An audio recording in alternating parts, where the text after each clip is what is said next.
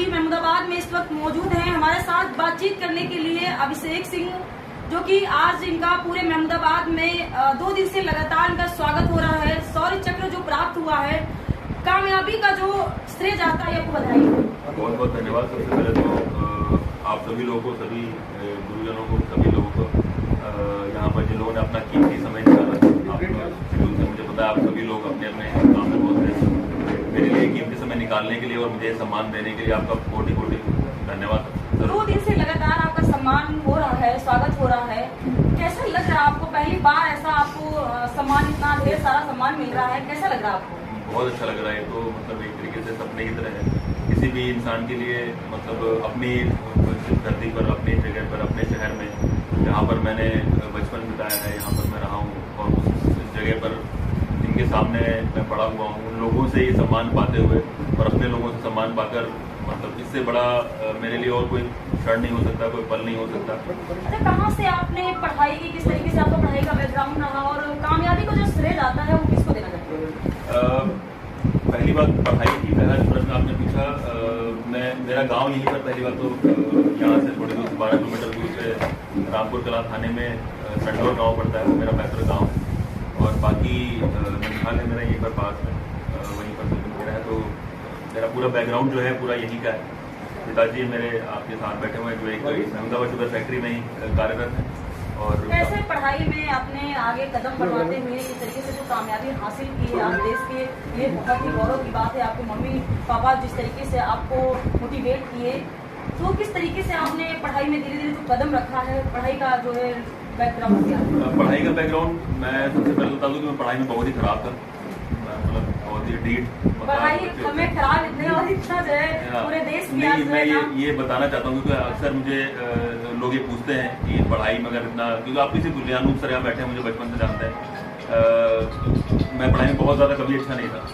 अच्छी चीज़ सिर्फ ये का था कि मेरा, जो मैं सबको बोलता रहता हूँ, यहाँ पर मैंने डॉन बॉस्को जो महमूदाबाद वाला, यहाँ से पढ़ाई शुरुआत की थी मैंने।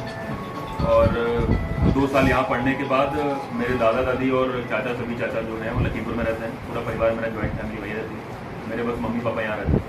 तो 3 साल का मैं, जब 2 साल करने के बाद फिर मुझे वहाँ डॉन बॉस्को लखीमपुर में भी है इंटरमीडिएट, वहाँ शिफ्ट किया। मेरी सारी पढ़ाई इंटर तक वहाँ पर हुई है और फिर बीटेक ज्वाइन किया मैंने। बीटेक छोड़ दिया आर्मी के लिए ही। फिर मैंने दोबारा से बीए कंप्लीट किया अपना, और एनडीए में मेरा एक सिलेक्शन ट्राई कर रहा था, तो एनडीए में सिलेक्शन नहीं हो पाया मेरा। तो फिर मैंने सीडीएस की परीक्षा के लिए अपीयर किया और फिर 2014 में मेरा सिलेक्शन हुआ, रिटन एग्जाम कंप्लीट हुआ, फिर इंटरव्यू हुआ एसएसबी स्कूल से बाद, और फिर सितंबर 2014 में मैं फाइनली ट्रेनिंग कंप्लीट करके अपने और लेफ्टिनेंट के पद पर। अच्छा, बचपन से आपकी ख्वाहिश थी कि हम मिलिट्री में जाएंगे या फिर घर वालों का सपना? नहीं, बिल्कुल। बचपन से मैं 6-7 में था, तब से मैं एक ही दिल में मेरा सपना था कि मुझे सिर्फ यही काम करना है, आर्मी में ही जाना है, इसके अलावा कुछ करना नहीं। हालांकि मेरे परिवार में कोई है नहीं, तो लोग मुझसे अक्सर पूछते हैं कि यार परिवार में तुम्हारे कोई नहीं है तो कैसे, कहाँ से आया, मोटिवेशन आया?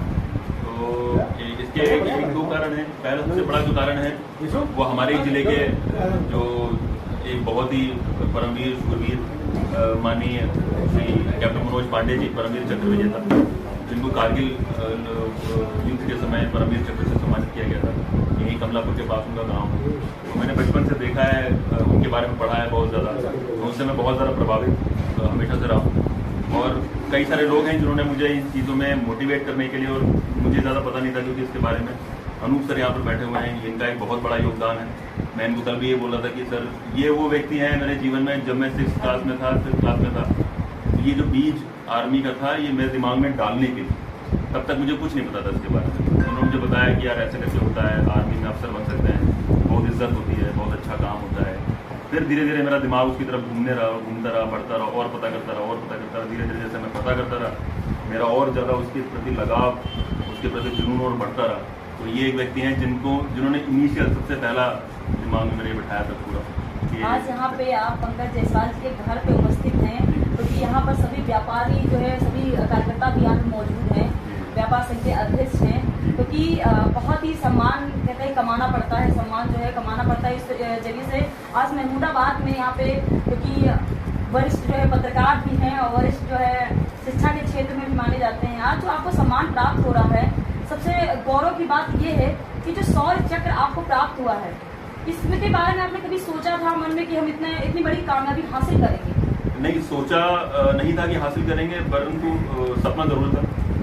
क्योंकि हर फौजी का, जैसे मैंने बताया कि कैप्टन मनोज पांडे जी, अगर आप पता नहीं, मुझे नहीं पता कितने लोग उनके बारे में जानते हैं। कैप्टन मनोज पांडे जी, जो उनका इंटरव्यू हुआ था जब रिटर्न एग्जाम के बाद, उनसे सवाल पूछा गया था इंटरव्यू में कि आर्मी क्यों ज्वाइन करना चाहते हो, तो बोला कि सर मैं परमवीर चक्र जीतना चाहता हूँ, इसलिए आर्मी ज्वाइन करना चाहता हूँ। उनको परमवीर चक्र मिला। शौर्य चक्र किसके द्वारा जो है प्राप्त हुआ? मुझे माननीय महामहिम राष्ट्रपति द्वारा सम्मानित किया गया है। तो अगर मैं उनके बारे में हमेशा सोचता था कि वो ऐसे व्यक्ति थे जिन्होंने बोला अपने इंटरव्यू में कि मैं परमवीर चक्र जीतना चाहता हूँ। आपकी फैमिली में कोई आर्मी में था पहले से? नहीं, कोई मेरी फैमिली में दूर दूर तक कोई आर्मी नहीं। लेकिन आपका सपना था आज? जी बिल्कुल, मेरा सपना बिल्कुल पूरा था। आज भी उतना ही है जितना पहले। तो माता पिता भी आपके कहते थे कि आर्मी में जाना है आपको, या फिर अपने आप से सोचते थे कि हमें? नहीं, मुझे किसी ने कोई प्रेशर नहीं किया कभी भी, ना ही उन्होंने मुझे कभी ये बोला कि नहीं तुम मत जाओ आर्मी, या कभी ऐसा प्रेस नहीं किया कि जाना है। मेरे इस तरीके से मेरा मतलब फैमिली काफ़ी सपोर्टिव थी कि उनको हमेशा से ये था कि मतलब तुम बेहतर समझ सकते हो क्या करना है, क्या तुम किस में तुम्हारा दिल लगता है, क्या तुम अच्छा कर सकते हो। तो पापा हमेशा यही बोलते थे, बोले यार मेरा काम है पैसे देना, जो भी तुम कुछ करो, मेरा सिर्फ एक ही मतलब फर्ज है, तुम जो भी करना चाहते हो करना तुमको पड़ेगा, मैं तुमको सपोर्ट कर सकता हूँ फाइनेंशियली और ये आपके पिताजी हैं? जी। आज आपका बेटे का पूरे महमूदाबाद में सम्मान हो रहा है, कैसा लग रहा है आपको? हमें बहुत अच्छा लग रहा है, सब प्रभु जी की कृपा है, बाकी हमारे बेटे का परिश्रम है। आपको पता है कि आपके बेटे ने जो इतना बड़ा सम्मान प्राप्त किया है, पूरे देश के लिए गौरव की बात है, और मैं खासकर महमूदाबाद के लिए बहुत ही गौरव की बात है। आज आपको क्या लग रहा है कि आपने पहले सोचा था कि हमारे बेटे ने इतना बड़ा जो है शौर्य चक्र प्राप्त कर सकते हैं? कभी नहीं सोचा था, लेकिन नहीं सोचा था। हमारे बेटे के परिश्रम और प्रभु जी की कृपा और हमारे बुजुर्गों भाइयों का आशीर्वाद इनके साथ रहे। पिताजी आज हमारे बीच में नहीं है, भैया के बाबा जी, वो बचपन से इनको चले गए थे। भैया हमारे 1 साल पढ़े हैं जानवर स्कूल में। अब बाबा दादी को तो ब्याज ज़्यादा प्यारा होता है, तो होता तो प्यारा था ही, वहीं पढ़ाई हुई। वहाँ हमारे 4 भाई और हमारे 4 भाइयों का परिवार, हमारी माता जी सबके सहयोग से पढ़े।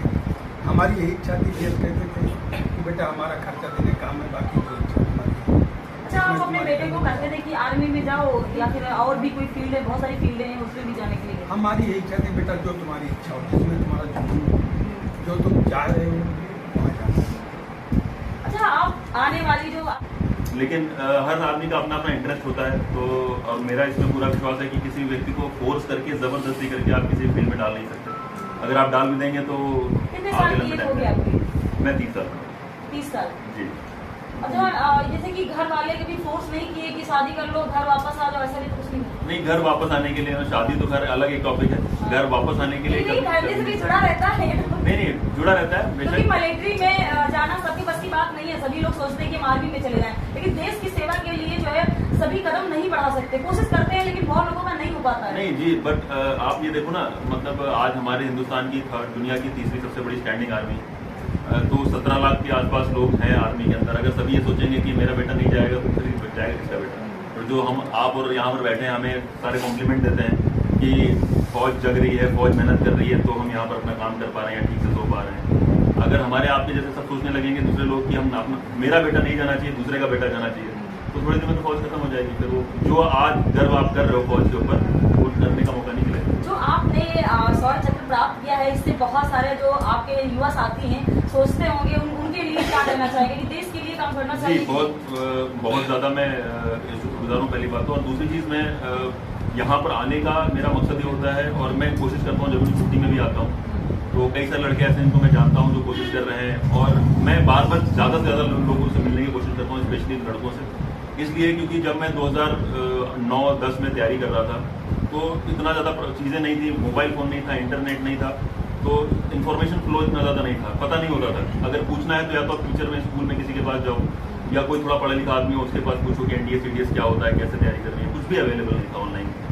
वो भी 30 रुपये घंटा, 20 रुपये घंटे वाले साइबर कैफे चलते थे।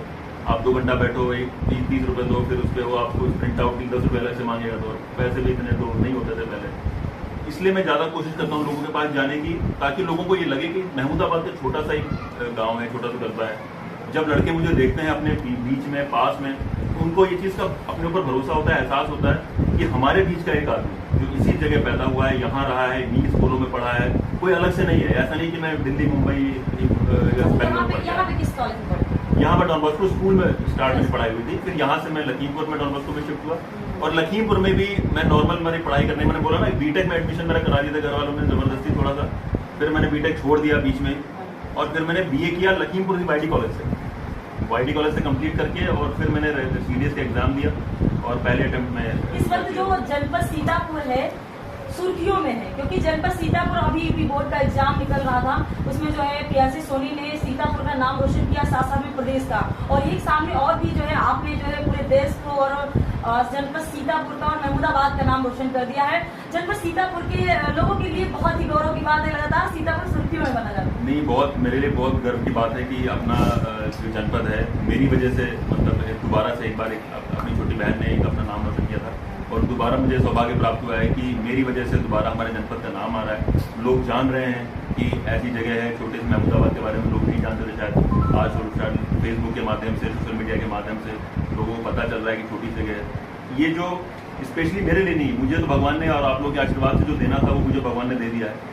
ये जो आज नई पीढ़ी जिसकी आप बात कर रहे हो, वो एक जब ये चीज़ें देखती हैं, फेसबुक पे आज पोस्ट देख रही है, लोग इंस्टाग्राम पे, रील पे, ये काफ़ी सारी चीज़ें हो रही है जैसे आप लोग देख रहे हैं। कल आप लोगों ने इतना प्यार दिया, सम्मान दिया, इतना स्वागत हुआ, इतना लंबा, वो जो लड़का देखता है, छोटा बच्चा स्कूल में पढ़ रहा है, कॉलेज में पढ़ रहा है, उसके लिए बहुत बड़ी बात है, उसके लिए बहुत बड़ा मोटिवेशन है। उसको लगता है कि जहाँ पर आज मैं हूँ, मेरे लिए सबसे बड़ी चीज़, सबसे खुशी का दिन वो होगा जिस दिन मैं इसी तरीके की एक सभा में मैं उस तरफ बैठा हूँ और यहाँ महमूदाबाद का कोई एक दूसरा लड़का, किसी भी स्कूल का लड़का यहाँ नहीं। आज की उपलब्धि मेरी वो उस दिन कंप्लीट हो